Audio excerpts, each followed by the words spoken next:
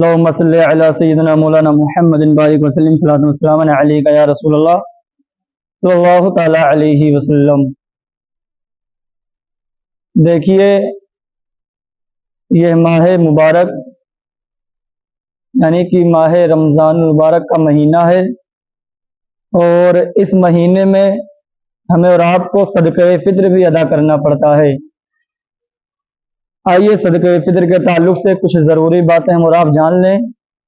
انشاءاللہ تبارک و تعالی آج ہم اور آپ صدقہ فطر کے تعلق سے مکمل جانکاری حاصل کریں گے، کہیے انشاءاللہ۔ دیکھیے حضرت ابن عمر نقیب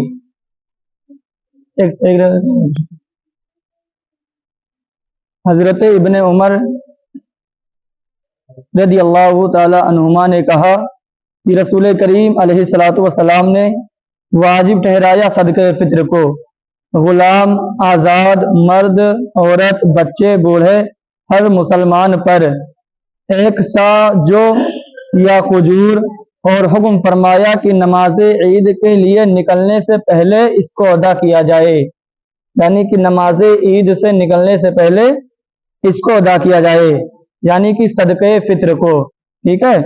اس کے بعد حضرت ابن عباس رضی اللہ تعالی عنہما نے کہا کہ رمضان کے آخر میں لوگوں سے فرمایا کہ تم لوگ اپنے روزوں کا صدقہ ادا کرو، کیونکہ حضور صلی اللہ تعالی علیہ وسلم نے اس صدقے کو ہر مسلمان پر مقرر فرمایا، خواہ وہ آزاد ہو یا غلام، مرد ہو یا عورت، چھوٹا ہو یا بڑا، ہر ایک کی طرف سے ایک صاع کھجور یا جو یا نصف صاع گیہوں ہے۔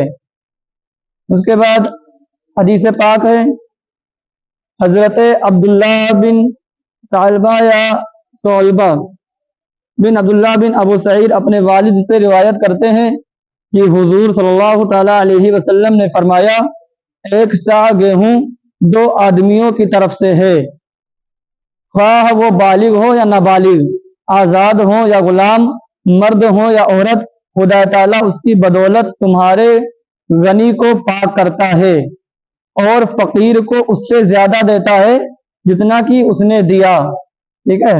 یہ صدقہ فطر کے تعلق سے اتنی حدیث پاک ہم نے اور آپ نے سماعت کر لی ہیں۔ اب آئیے صدقہ فطر کے تعلق سے اور معلومات حاصل کرتے ہیں۔ تو صدقہ فطر مالک نصاب پر واجب ہے، صدقہ فطر مالک نصاب پر واجب ہے کہ اپنی طرف سے اور اپنے چھوٹے بچوں کی طرف سے نکالے، جبکہ بچہ مالک نصاب نہ ہو، اگر ہو تو بچے کا صدقہ اسی کے مال سے ادا کیا جائے، ٹھیک ہے۔ اس کے بعد صدقہ فطر کے مسئلے میں مالک نصاب وہ شخص ہے جو 52.5 تولہ چاندی یا 7.5 تولہ سونا کا مالک ہو، یا ان میں سے کسی ایک کی قیمت کا سامان تجارت یا سامان غیر تجارت کا مالک ہو، اور مملوکہ چیزیں حاجت اصلیات سے زائد ہوں، یعنی کہ صدقہ فطر واجب ہونے کے لیے، اور ایک بات اور، ایک مسئلہ یہ ہے کہ صدقہ فطر واجب ہونے کے لیے روزہ رکھنا شرط نہیں، ٹھیک ہے۔ صدقہ فطر واجب ہونے کے لیے روزہ رکھنا شرط نہیں، اگر کسی عذر مثلا سفر، مرض، بڑھاپے کی وجہ سے یا معاذ اللہ رب العالمین بلا عذر روزہ نہ رکھا، جب بھی واجب ہے کہ بندہ صدقہ فطر نکالے۔ یہ بات آپ نے سن لی۔ اب ضروری بات آپ یہ سن لیجئے کہ صدقہ فطر کے تعلق سے، یعنی کہ نصف صاع آپ لوگ سمجھتے ہیں، موجودہ حال میں موجودہ وقت میں نصف صاع کا نیا وزن 2 کلو 47 گرام 32 ملی گرام ہے۔ صدقہ فطر یعنی کہ اگر آپ گیہوں نکالتے ہیں یا کچھ بھی نکالتے ہیں گیہوں وغیرہ، تو کہا گیا ہے نصف صاع، اور نصف صاع کا نیا وزن 2 کلو 47 گرام 32 ملی گرام ہے۔ علماء نے کہا کہ 2 کلو 47 گرام نہیں بلکہ 2 کلو 45 گرام، یعنی کہ 2 کلو 50 گرام نکالا جائے، تھوڑا زیادہ ہو جائے گا تو کچھ فرق نہیں پڑے گا۔ اور اس کے بعد موجودہ وقت 2025 کے اندر جب حساب لگایا گیا کہ 2 کلو 47 گرام کی اصل قیمت کیا ہے، تو معلوم یہ ہوا کہ غالباً 60 روپے بنتے ہیں، تھوڑے ادھر ادھر ہو سکتے ہیں، لیکن کہا گیا کہ کچھ زیادہ دو کم نہ دو۔ اور یہاں پر کچھ چیزیں یعنی کہ اب 60 روپے ایک لوگ پر، ایک آدمی پر فرض ہے، چاہے بالغ ہو نابالغ ہو، بڑا ہو بچہ ہو، چھوٹا ہو مرد ہو عورت ہو، ہر کسی پر کتنا روپیہ 60۔ یا اس کے بعد اگر گیہوں وغیرہ دیتا ہے تو 2 کلو 50 گرام، یہ صدقہ فطر ہے، ٹھیک ہے۔ اس کے بعد صدقہ فطر میں گیہوں کی قیمت اس جگہ کے حساب سے ادا کرنا واجب ہے جہاں صدقہ فطر نکالا جائے، خواہ اہل و عیال وہاں رہتے ہوں یا کسی دوسرے شہر میں۔ فتاوی عالمگیری۔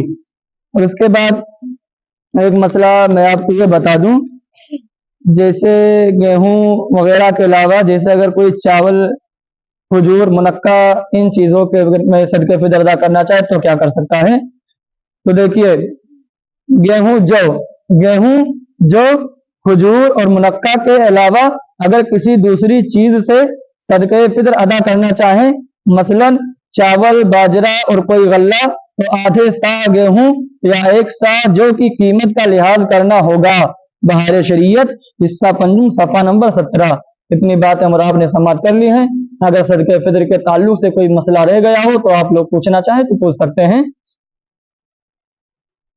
جیسے صدقہ فطر کے تعلق سے ساری باتیں کلیئر ہو گئی نا؟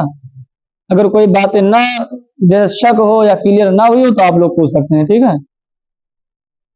ٹھیک ہے، تو اللہ رب العزت سے دعا ہے کہ رب تبارک و تعالی ہم سب کو ماہ رمضان المبارک میں علم دین مصطفیٰ صلی اللہ تعالی علیہ وسلم سیکھنے اور اس پر عمل کرنے کی توفیق عطا فرمائے۔ اللہ رب العزت ہم سبوں کو سلامت رکھے، آپ سب کو سلامت رکھے، فیضان رمضان سے ہم سب کو مالا مال فرمائے، آمین ثم آمین۔ السلام علیکم ورحمۃ اللہ وبرکاتہ۔